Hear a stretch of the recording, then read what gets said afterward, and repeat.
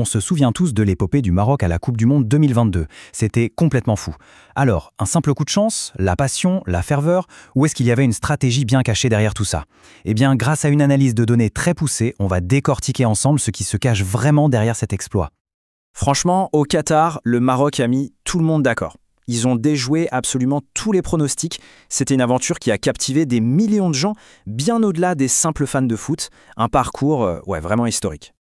Et quand on dit historique, le mot est faible. C'est simple, c'est la toute première nation africaine à se hisser dans le dernier carré d'une Coupe du Monde. Rien que ça. Et leur succès, il ne sort pas de nulle part. Il s'est construit sur une discipline défensive de fer et une intelligence tactique exceptionnelle face à des mastodontes comme la Belgique, l'Espagne ou le Portugal.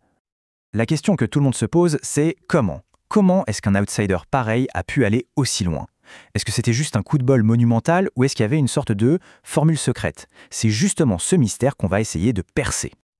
Ok, maintenant qu'on a posé le décor, on va passer du quoi au comment. Et pour ça, on va pas se fier à des impressions, non, on va s'appuyer sur une étude scientifique très sérieuse qui a littéralement disséqué la performance marocaine. En fait, des chercheurs ont pris les données officielles de la FIFA et ont utilisé l'intelligence artificielle pour voir ce qui se cachait derrière les stats évidentes, celles que tout le monde regarde. L'idée, c'était aussi de mettre enfin un coup de projecteur sur la performance des équipes africaines, qui sont, il faut le dire, souvent un peu oubliées dans les analyses sportives de haut niveau. Alors, comment ils s'y sont pris? Leur plan d'attaque était en 3 étapes. D'abord, un coup d'œil au stade de base. Ensuite, une analyse visuelle avec des heatmaps, des radars pour vraiment voir le jeu. Et enfin, le gros du travail, la modélisation par IA pour déterrer les stratégies cachées, celles qu'on ne voit pas à l'œil nu. Alors, l'ACP, ou analyse en composante principale, ça sonne compliqué, mais l'idée est assez simple. Imaginez une montagne de données, les passes, les tirs, les kilomètres parcourus, c'est le chaos. L'IA, avec cette méthode, va faire le tri dans tout ce bazar pour trouver les 2 ou 3 grands axes qui expliquent vraiment comment l'équipe joue. C'est comme trouver l'ADN de leur stratégie. Bon, alors concrètement, qu'est-ce que ces données nous ont appris?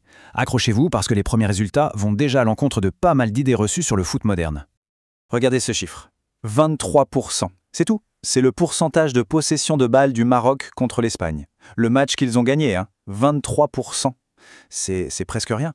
Ça nous dit une chose fondamentale sur leur stratégie. Ils n'avaient pas besoin du ballon pour contrôler le match. Et attention, ce n'était pas un coup de chance ou un accident contre l'Espagne. Pas du tout. Si on regarde l'ensemble du tournoi, dans 5 de leurs 7 matchs, leur possession était sous la barre des 40%.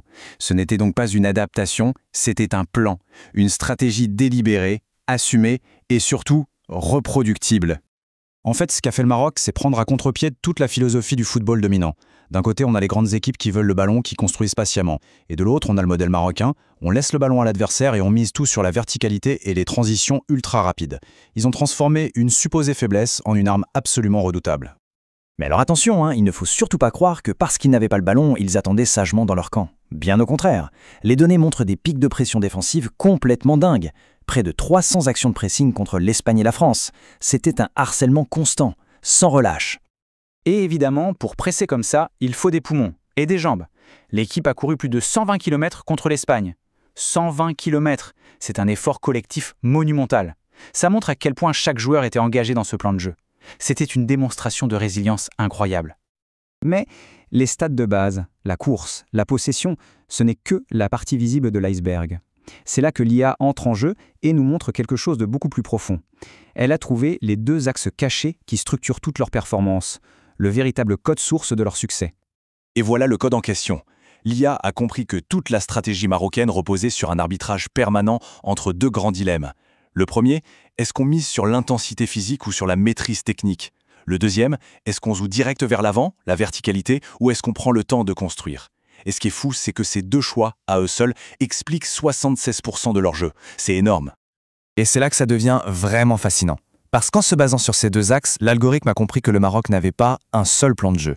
Ils en avaient 3.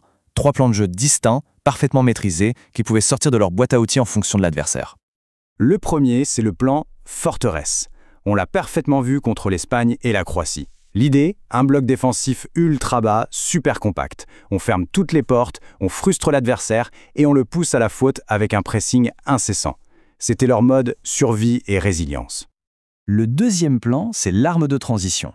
C'est avec ça qu'ils ont fait tomber la Belgique et le Portugal. Là, ils laissaient volontairement le ballon à l'adversaire, presque en l'appâtant, et dès que le ballon était récupéré, bam, projection ultra rapide vers l'avant. Chaque ballon perdu par l'adversaire devenait une occasion de but potentielle. C'était chirurgical. Et enfin, le troisième plan, la bataille ouverte. C'est ce qu'on a vu en demi-finale contre la France. Là, ils ont complètement changé de visage. Ils sont allés chercher les Français plus haut, ils ont partagé la possession. Forcément, ça les a exposés à plus de risques derrière, mais ça montre une adaptabilité tactique assez incroyable pour une équipe à ce niveau de la compétition. Ok, donc on a compris la tactique marocaine. Mais au-delà de cette histoire magnifique, qu'est-ce que ça nous dit sur le futur du foot? Parce que les implications, elles pourraient bien être plus larges qu'on l'imagine. L'étude le dit très clairement dans sa conclusion, cette approche, ce mélange d'analyse de stats et d'IA, ce n'est pas juste pour comprendre le passé. Ça peut carrément servir de modèle pour toutes les fédérations qui veulent optimiser leur performance. En gros, le Maroc a fourni un mode d'emploi. Et le point vraiment essentiel, c'est celui-ci. La technologie, et surtout l'analyse de données, peut devenir un véritable égalisateur de chances. Elle permet à des équipes, disons, plus petites sur le papier, de rivaliser avec les géants. Pas en essayant de jouer comme eux, mais en trouvant leur propre voie, en optimisant leurs points forts pour exploiter les failles de l'adversaire. Et très concrètement, avec les prochaines Coupes du Monde qui arrivent à grands pas, les leçons sont limpides. Il devient crucial d'intégrer l'IA dans la préparation, de développer un suivi personnalisé pour chaque joueur et surtout de créer une vraie collaboration entre les entraîneurs sur le terrain et les analystes de données derrière leurs écrans. Tout ça nous amène à une dernière question, une question un peu vertigineuse. Et si l'exploit du Maroc n'était pas un miracle, mais plutôt le premier signe d'une révolution en marche? Si les données sont vraiment en train de rééquilibrer les forces, est-ce que l'ère des outsiders, des surprises magnifiques, ne fait en réalité que commencer? L'avenir du football s'annonce en tout cas passionnant.